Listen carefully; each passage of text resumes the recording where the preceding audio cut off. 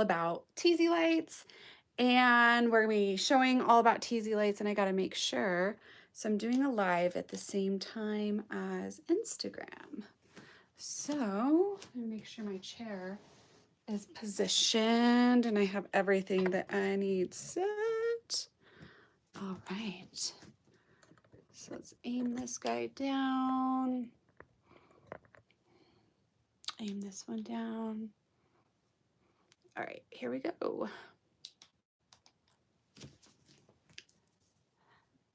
Hello, hello. I am so excited to be here today with you guys. I'm going to be talking about Teasylights. I think there's a ton of education, and it's one of those techniques that we see a ton of, and I want to break it down because I feel like when I first started doing Teasylights, it was like literally trial and error. There wasn't like a specific way as to you should do teasy lights like this to get this outcome. And that's what I'm going to go over today. And I'm going to talk about my favorite product that I love to use with getting teasy lights out, because we know that that can be one of the hardest parts of it. Hello, everyone coming on. Okay, so let's get into it because I want to get to all the important stuff. So I'm not wasting anyone's time.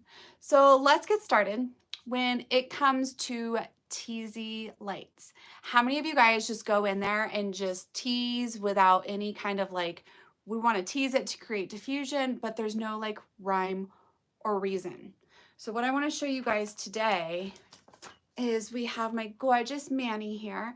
So on her right side right here, this was all done via Teasylights.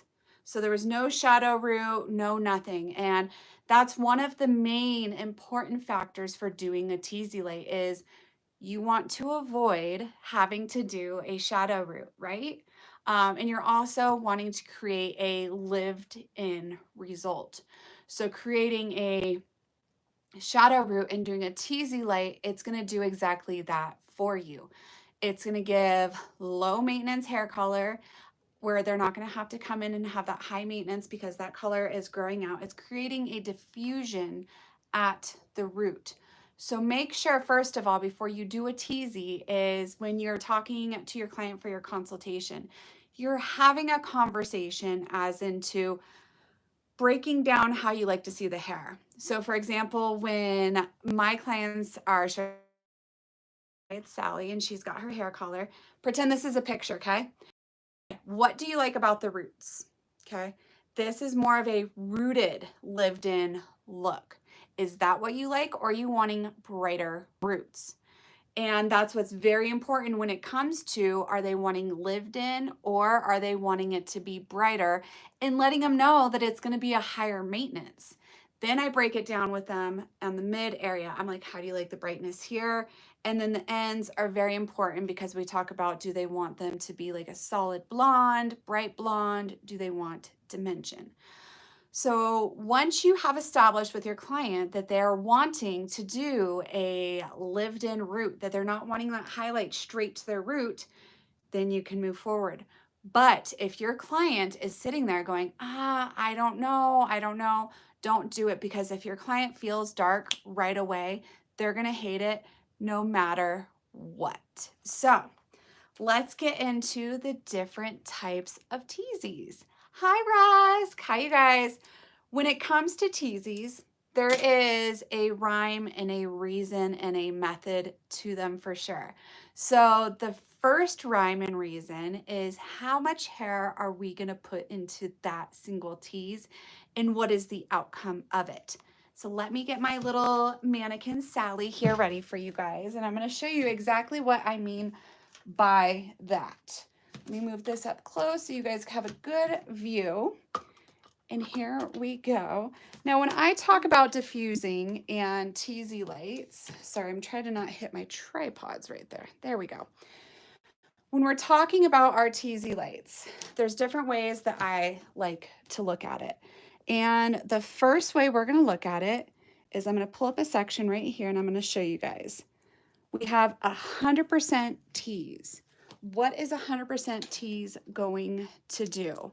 So 100% tease is going to give you the most root. And what I mean by 100% is we are taking this section right here and I'm coming from the bottom and we are pushing 100% of that hair out of the way. See how much I have pushed up into the root area and how little hair is left when you're looking at my hand and through it, okay? So that's 100%. That's gonna create max diffusion. It's gonna create the most root for you. A lot of times I'm doing 100% when I am wanting to have like a really built-in root. So let's comb that down. Next up is going to be 50%. So let's look at how different 50% looks. So 100% was the whole, 50% is going to be half. We're going to place our comb in and we are going to push up. Now, you guys instantly see the difference of how much more hair is covering my hand versus when we did it with 100%. So now, why would we want to use a 50% versus 100%? It's how much root your client and you are wanting to see. The next one is going to be 25%. So I break it down by fourths. You know, you have your 100%, which was all of it. 50%, you could do 75, but it's almost the same as 100. 25% of a tease. It's going to be right about here. It's going to be 1/4 of your section. That is going to give you minimal root, but still a diffusion. And I would never take this big of a section for a 25%. 25% is what I'm going to be doing when I am doing Teasylights slices. See how much thinner this section is than this one is?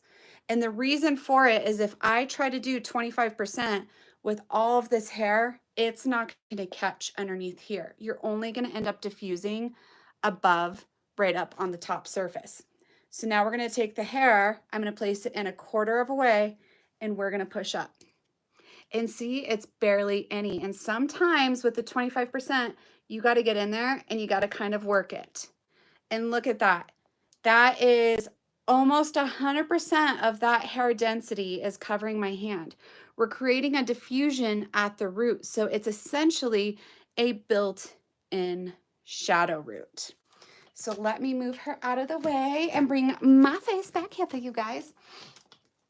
So when you are going through and you're doing your Teasylights, really think of how much of a root do I want to see?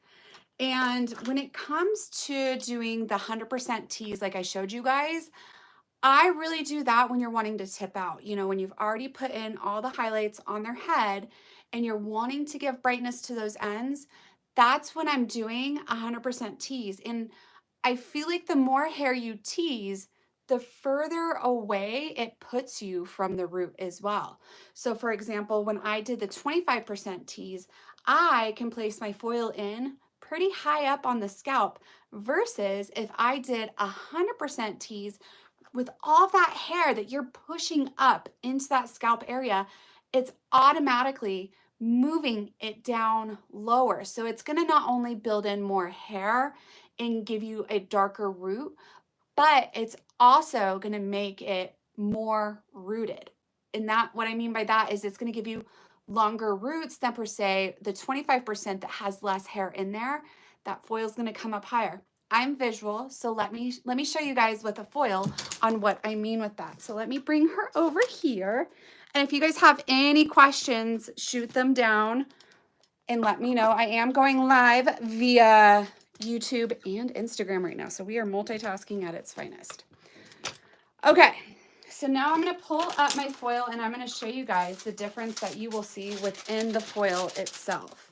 So if I were to come down, like I showed you guys, and I were to do that 100% tease, you're pushing in all of this hair from the ends up to the root. So when I come in and I'm taking my comb and I'm placing it in and I'm pushing up all of that hair, when I go to place this foil underneath, it automatically is moving me a few inches further out from the root, and it's creating that diffusion, which we want. But this is gonna be more ideal for mids and ends when you're tipping out. Now let me show you guys when it comes to doing a teasy with 50%. 50%, I would say you can kind of put at the root, but it's almost like a very rooted look. All right, so we're gonna grab right here, and then we're gonna go halfway in, because that's 50% tease, right? We're gonna push the hair up, okay? I'm gonna push her one more time up in there. Now see how much more of this tease is up at the root? Now let's look at how much closer that foil is gonna get. See how much closer this foil is with the 50% tease versus when I did 100%, it was further down. So knowing how much hair you're putting into this foil is going to be essential. Now let me show you guys with the quarter tease, the 25% tease, and why I use that for the baby lights. So like I told you guys, when I'm doing my teasies and it's at 25%, there's no way I would ever do as big of a section as I just showed you guys. If I was doing a 50% or 100%, yes. But when I'm doing a 25% and I'm wanting to be up closer to the root, you got to make sure that you're working with, I mean, you could even go smaller than this. Okay, we want to make sure it's looking like a baby light or a fine slice. Then a tip I want to show you guys when it comes to doing like a less of a tease, it's harder to like get that build up. So say I come right here and I push in, see how it barely did anything? What I like to do is I will elevate it. So we're going to elevate it. You can't see, but it's elevated all the way up 90 degrees. And then we're going to come in a quarter way right here and we're going to push. When I elevate up, it allows me to get a little bit more of that hair teased in. Now what you're going to see is you're going to see how much closer this foil's going to get. And I'm such a creature of habit. I have to flip my foil over. That gets it all the way up under there. And you have a little bit of this. And what I do is when I'm doing 25%, I'm going to come through and all of these little hairs right here, I'm going to comb up. And what I'm going to do too is I'm going to take a flat, small clip. I will not be using a big old chunky collar clip like you would typically see. I'm going to take a little flat clip, and what we're going to do is we're going to grab all these hairs, and I'm taking the bottom of the clip. The bottom is going into my section above, and the top is going to grab these little hairs. I think that's one that's, it's kind of hard to see sometimes. So that's what it's going to do. It's going to grab and keep those out of the way. So when you come in, you can really get in there and you're not highlighting any of those little flyaways that are getting in there. All right, I'm going to step over and I want to see some of your guys' questions and I want to make sure that I answer them. So let's come over here onto my Instagram side. As I mentioned, I'm like double tasking right now. I have two phones going. I'm visual also. So do you saturate both sides? That is a good question. We'll get into that one. What about weave first, then tease? That's a good one. Exactly what I do. Awesome. Okay. So when it comes to saturating both sides, you guys saw how much hair went into that tease when I did 100% or 50%, correct? So what can happen is you're working with quite a bit of hair. What I will do is that's when I like to work with a board. Let me grab my board right here. So with saturation, using a foil and say we've done our tease and using the board, that's what's going to help me not have to color the top, flip over the hair, and color the other side. When we work with a board and we're working with Teasylights especially, it's going to allow you to really take your color and press it because it's going to give you a nice foundation for you to be able to press along and not have to worry about, okay, we colored this side. Now let's flip it over, open up the foil and color the other side because that's what we do see a lot of. So boards are very, very special and important to me. I use several different boards. And I think different boards for different sizes and different placements into Teasylights. So for example, I have this big board right here, and this one is from Color Canvas. I love this board because I don't know if you guys can see it, but see how it's like, it's not completely, see how this is like straight up parallel to each other. It's got a taper at the tip. So when I'm using this, that taper can really get up underneath the hair. And why would I use a long board like this versus a shorter board when it comes to teasies? So it's kind of like, I'm gonna show my stomach in the hair. It's kind of how it works.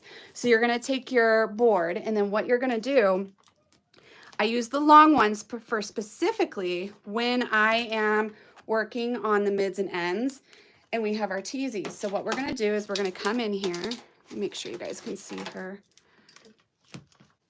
All right, I have too many tripods going on over here, but I like it. All right, so let's pretend what I've been telling you guys. We're gonna work 100% tease. So we're gonna come right down at the ends, and we're gonna push that all the way up right there.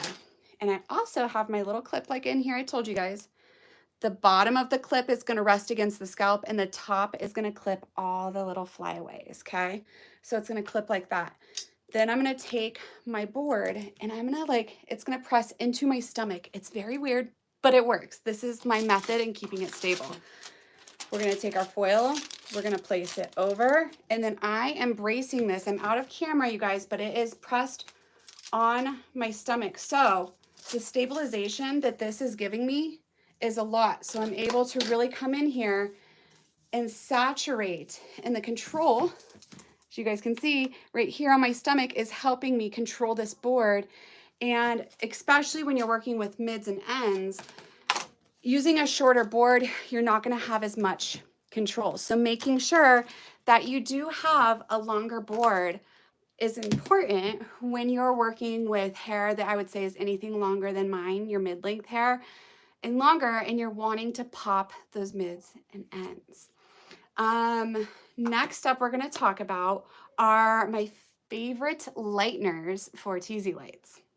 So with Rusk, we have 3 different lighteners, and they're all phenomenal, but they all have a rhyme and a reason. That's what I'm about. Woo! We have Ultimate Blonde Powder, Ultimate Blonde Cream, and Bright White. You guys probably see me use a ton of the Ultimate Blonde Powder. The lift, the saturation, what I love about it is when you're working with teasies, I feel like sometimes with some lighteners, when you're working with them, they're too liquidy, even if you have the right mix ratio. With Ultimate Blonde Powder, whether I'm hand painting or doing teasies, you know, you're really taking your color brush when you're doing teasies especially. And when you're doing your upward motion, when you're flicking up that color, when you have too much of a liquid lightener, it's hard. You're like, is it blending in there? Versus with the Ultimate Blonde, what I love is you can literally see it as you're flicking up with that lightener. You're seeing that lightener in that blend, and you're gonna make sure that there's no harsh lines. So the Ultimate Blonde Powder, she's my best friend. I can foil with her, I can paint with her. If I have a client that I am overlapping blonde, which is a really great question. So say, let me grab another foil. So you have your teasy in, and you're touching up their grown out roots, but then say their ends are just like, they're just a little drab. You want to pop them a little bit. They've already been lightened, but you're like, I don't want to put lightener over lightener. We're taught that, we're preached that, that's what it is. That's when I will take my Ultimate Blonde Cream and I will have my 2 bowls going. And with Ultimate Blonde Powder, I'll use that. I'll touch up the root. And then I will go over to my Ultimate Blonde Cream because she is Ultimate Blonde Powder's sister, but she's a little bit bougie because she has all the essence and the essential ingredients that you truly need to make sure the hair is healthy and you're not going to worry about pushing it, having any breakage. Ultimate Blonde Powder Cream, that is who I use it for when I'm needing to overlap lightener or on scalp lightener application. So that's what how I will apply my Teasylights when I am needing to give a little bit extra pop. There is Bright White. Bright White, she is bright, she is beautiful. I love to play with her as well. And it's funny, I actually have my Ultimate Blonde Powder and my Bright White. They're both in containers, and I just pick either or. They give me that lift. They both work really great. I think I lean more towards the Ultimate Blonde Powder because that's what I first started using with Rusk. Gets me everything I need, and it's kind of like a habit. But all three of them you can use with Teasylights. But just keep in mind, for any on-scalp application, Ultimate Blonde Cream, that's your girlfriend to do that one. All right, next up is I want to talk about how many of you have a heart attack when it's time to go and rinse out those Teasy lights and get them out? Not anymore, but I used to. I used to like get really panicked, really scared, because think about having to put water on top of like back combed hair that has color and lightener. That's gonna make somebody's heart pitter patter. And it was a lot of trial and error to really find out how I can make this process much smoother. So putting in your teasies and removing your teasies, there is a method to this, okay? So first I'm gonna show you guys how I tease the hair.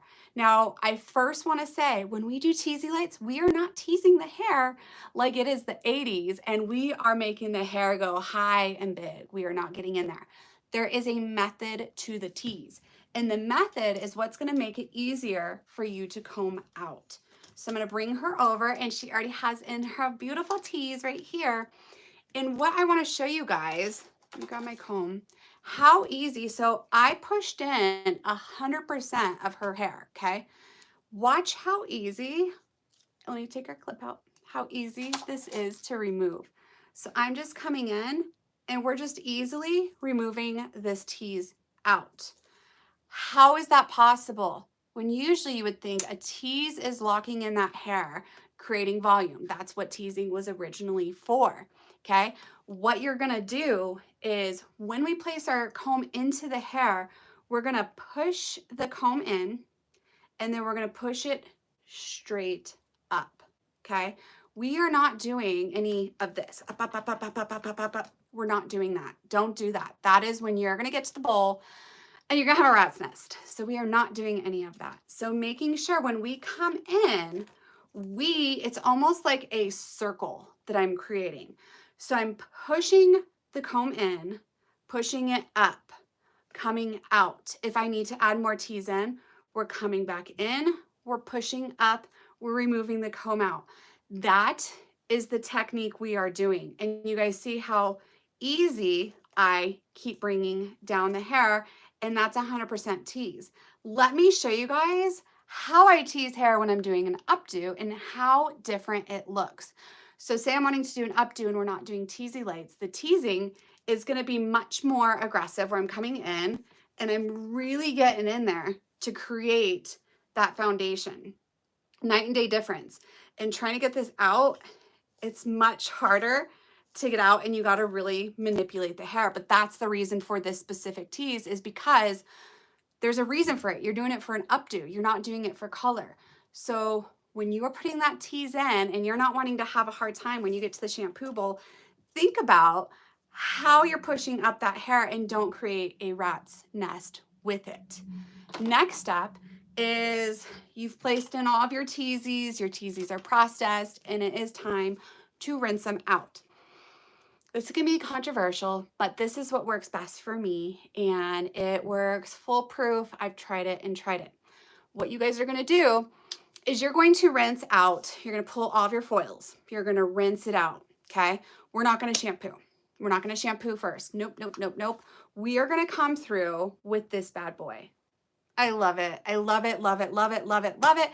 I can't say how much I love it. And this is a mask that like anyone I've had try, they're obsessed with it. And what we're gonna do first before I get into all the happiness of why I love this mask is we're gonna take it, you're gonna put it in your hand, you're gonna emulsify it, then you're gonna wipe it on top of their teases. Wipe it on top.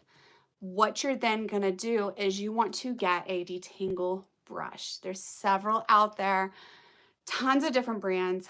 I prefer to use Olivia Garden. They have their detangle brushes, and these brushes are made specifically while hair is wet, because hair is most fragile when what? When it's wet. Hair can stretch up to 50% of its elasticity when wet. So if you have a client and they're wet and you're ripping through, that hair is stretching even more and you're creating breakage and damage. And that's why, like, we tell our clients, don't go to bed with wet hair, because if you're laying there on your pillow and you're getting all crazy, you're stretching and creating breakage on that hair. So same thing goes when you have that client in the shampoo bowl. Start with the 2-minute hair mask from Rusk. And I'm going to get into why this mask is literally, she works hard. She can do so many different things. And for this specific technique, what I love is it's that luxury feel that you want from a hair mask, but it's not so heavy that it's going to really get in there and create even like more of like a problem. Yes, Danny, that mask is amazing. It's a light, heavy duty mask is like how I like to put it. She's going to get in there and she's going to really help give you that lubrication that you need and want when you're removing out teasy lights. So you apply it all over. And sometimes, you know, those clients that really have that thick coarse hair and you put a teasy in and you're like, oh God, even if you've done the right stuff, you're kind of a little nervous. Take your 2-minute hair mask and you can put a little bit more on your hands and sit there and separate and separate and separate. And you're taking your hands and you're kind of pulling apart the teasy lights. It's going to allow the mask to penetrate into that tease that you've created. So then when you pull out your detangle brush and you start to go through it, it's going to come out like butter. It's going to be so, so smooth. But then don't come for me, because then some people are like, but Katie, you're putting conditioner on the hair before a gloss. It's going to block the gloss. The gloss is not going to be able to penetrate the hair whatsoever. I'm going to say, in my own 14 years of experience, that is a myth. I'm going to say what I first do is, what's cool is you're detangling your client's hair. You're pulling out the teasy. This mask only needs 2 minutes, and you know darn well it's going to take you a little bit longer than 2 minutes. So first of all, your client's getting a deep conditioning treatment. Then what this is also going to do is it's going to even out the pH. What is that going to help when we're putting on a gloss or toner onto the hair? An even pH balance is going to allow for the hair to take and accept that gloss and that toner more evenly, okay? If you are one that's a little bit nervous of doing that, what I recommend is go in with Rusk Color RX shampoo. After you've rinsed out the teasies, the 2-minute hair mask, go in with the Color RX shampoo and shampoo it. And that's going to leave you with a chef's kiss, perfect canvas for putting your lightener onto. You're going to get even saturation, beautiful results, and more longevity, because that pH balance in that cuticle you're treating and taking care of. So that's why she is literally my bestie. I love this mask. I have clients that tell me how they put this mask in their hair and they will leave it in their hair. And I'm like, you don't need to leave it in your hair. It only needs 2 minutes. But sometimes, you guys know some of those hair masks that get put into the hair, and if they get put in too long, it like feels like residue, like a buildup in the hair. This will not do this. The 2-minute hair mask, I use it on fine, medium, coarse hair, and it is leaving everybody with beautiful, shiny, immaculate, healthy hair. I use this on my hair. I use it on all my clients. I go through this like crazy. So if you haven't tried the 2-minute hair mask, I recommend getting it. You guys can go on to ruskpro.com, and on ruskpro.com you can find all my favorites there, but specifically for today, you will be able to see the 2-minute hair mask that is on there. Okay, so we have gone over application of how we put our teas in on removal. We've gone over percentages of, teasing 100% versus 25%. I now want to talk about over direction. And you guys saw a little bit of that when I was doing the scalp application. Your direction is so important. We think, when you're cutting hair, that's the only time we kind of think of over direction and that sort of, technique. But when it comes to lived in color, when I'm hand painting or doing teasies, My over direction is super, super important because when I'm taking hair, let me pull her head off. When I am taking hair and I'm over directing it forward and you're applying, say, a straight line, that straight line is actually going to be a diagonal line when you drop and let it go. And what's that going to create? That is blend insurance.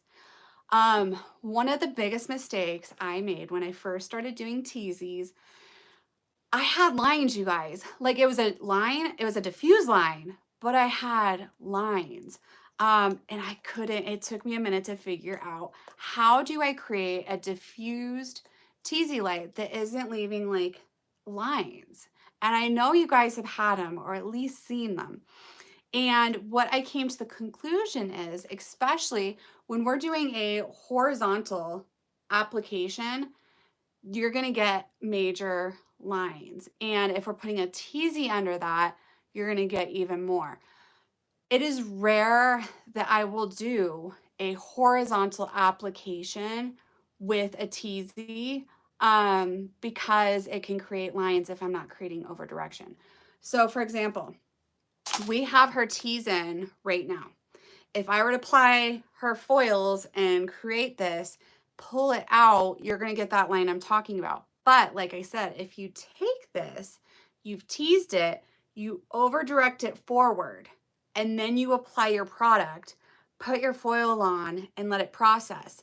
When you release it and wash it out, it's going to create a higher point to lower point, creating a beautiful blend. And it doesn't even have to be like a big one, because say you're wanting to have like a real root, but having a little shift in it is just going to make that much more difference to your client for her grow out, for when she's styling her hair.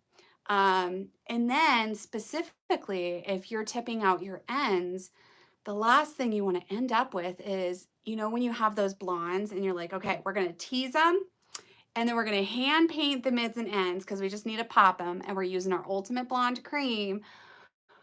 But the last thing you want to do is create a harsh line because of your tease and not over directing. So if you guys are watching videos, what you're going to see a lot of now is a stylist, we're taking, and when we're doing tip outs, we're over directing forward towards the face. Can anyone tell me in the chat, what type of brightness are we going to create when we are over directing forward, applying the lightener in a teasy and dropping it? We're going to create brightness in the face area, and then it's going to be darker towards the back area. Therefore, it's creating that faux like bright money piece around the front hairline. So that is so important, and that's going to make sure if you're overlapping your blonde using your Ultimate Blonde cream, you're not going to get any harsh lines. You're going to get that beautiful like gradient blend blonde. When you're blowing it out, you're like, yes, I love it. It's blended. We nailed it. So those are my big tips when it comes to over direction and placement on the hair. Now, another question that I just saw on here was, let me go back up to it. Make sure I say it out loud how it was asked. Chimas, I'm skimming through. I'll come over to you guys on YouTube here in just a second. I saw it on here. Don't you guys hate when you have something right in your head and then it goes out like right away? Okay, come on. Oh no, do not do that. My heart almost dropped, you guys. It almost ended my live on here. Okay, I cannot find it, but we talked about saturation, over direction. Is there any questions you guys have for me while you have me here, of any struggles that you have with Teasylights? Anything that kind of scares you, any issues that you've had, any product questions that you have? I am here as a wealth of knowledge, and feel comfortable to put them in the comments. If you guys are the shy type, I totally get it. You can send me in my DMs and I can talk to you there. I do want to talk about the different combs and brushes that we see for teasies.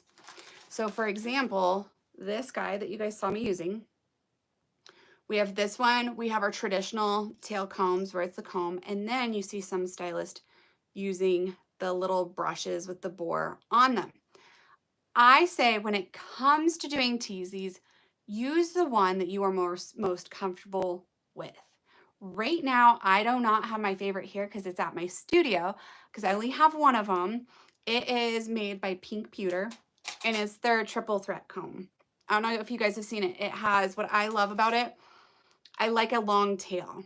I love a long tail because when you're working with a lot of hair, getting the tail of that comb underneath and being able to really manipulate that foil, it's so important because I do a lot of like diagonal foils. Yes, Danny, a lot of diagonal foils, and I need a longer tail comb. Shorter ones, they're good if, say, I'm doing like on the top of the head and I'm doing like a mohawk section. Then when it comes to the teeth of the comb, on the triple threat, I specifically love the teeth on that comb because it has your teeth that come up that are long, and then it has your shorter. Like a traditional teasing comb that you would use for an updo is what it has. And Pink Pewter, that's what they're known for, is they have lots of updo tools and updo accessories. So the tease that creates, I'm not having to get in there and really work that tease and push it in there. It's gonna put like a really beautiful smooth tease in there for me right away. Then when it comes to your clips, you guys, I was telling you earlier that you want to have flat, light clips, and then you want to make sure you have your color clips, okay? The difference between these when we are doing teasies, I'm not going to clip this on a foil. I'm not going to do it. And if I do, it's because all my other guys are dirty and I'm going to make sure I do it smart and I'm not creating holes in foils. I use these big claw clips to keep hair, big sections, sectioned out of the way and moved out of the way. When I'm working within my section and I'm needing to hold foils out of the way or hair up out of the way, I'm gonna use these flat, small clips because they don't have the teeth in them that if you clip it on a foil, I've had it happen, those teeth that you have on these bigger clips are going to go into that foil. And what is that going to happen? Sometimes it's going to create holes, and then you're going to have lightener coming out of holes onto your teasies, and it's a hot mess. So be very mindful with your clips. A clip is not just a clip. A clip is going to help make your life easier with controlling the sections of your hair and your color. Alrighty. Then we have our foils with Teasylights. This is another controversial one that I like to talk about with you guys. We all know we can go to Costco or Sam's and you can get those big food foils, and that's great. You know, if that works for you, that works for you. I prefer to use a thicker professional foil. It's not for food, it's been created for hair, and there's a reason why these foils are so popular. So first of all, when you're doing a teasy light application, you're working with a lot of hair, usually doing a lot of techniques. And the last thing you want to have to do is worry about, oh my gosh, I need to go tear more foils. I need to go rip more foils. I'm running out of foils. You don't have that. So the other reason that I prefer professional foils over food foils is I believe it looks more professional in the hair using professional hair tool foils to our clients, that I'm not using food foils meant to wrap their sandwiches in their hair. But once again, what works for you, and what works for me works for me. The next big factor is the thickness. The thickness of a professional foil is going to be thicker than your foils that you use for food. And why is that so important? Because the thicker the foil, the more it's going to conduct heat. And we do not use heat with any of Rusk's lighteners. We don't use it. But what we can use is their natural heat from their body. So having a foil that is thicker and can conduct that heat, that's going to help with the processing of getting that beautiful clean blonde that you are wanting. The other reason that I prefer professional foils is, you know, when you're foiling the front hairline and they have like those hairs that are really short, or they just in general have shorter hairs, being able to have a foil that's this size and working with it and not having to tear it in half, it's going to cut down time and it's going to just be a cleaner application. I preach that a clean application is going to give a clean outcome. So even though Teasylights can feel like this crazy nest, you're trying to keep it as beautiful and clean as possible. So when you do rinse it out, you're gonna get those same beautiful and clean results, okay?